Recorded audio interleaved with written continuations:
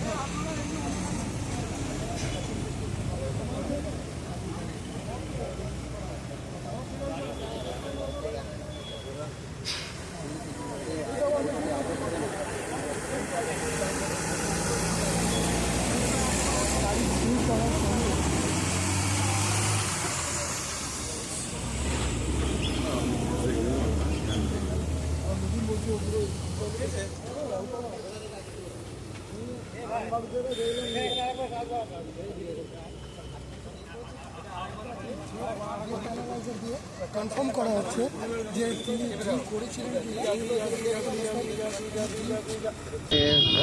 ড্রাইভারকেও ড্রাইভারের চাবি দেওয়া আছে তো? ঠিক আছে, আমাদের ব্যাগগুলো স্যার বার করে নিন। বার করে নিন। দাদা, আপনাকে পুলিশ নিয়ে যাচ্ছে কেন? কিছু ড্রিঙ্ক করে আসছেন? না না। ড্রিঙ্ক করেছেন? কিছু খেয়েছিলেন? না। কিচ্ছু খাননি?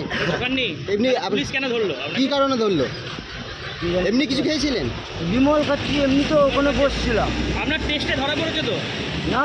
টেস্টে ধরা পড়ে? আরে বৈধ কাগজপত্র ছিল না এমনটাই দেখা যাচ্ছে যেটা।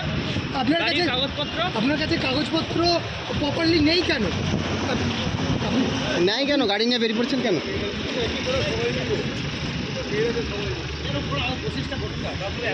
আরে ঠিক আছে, আপনি করুন।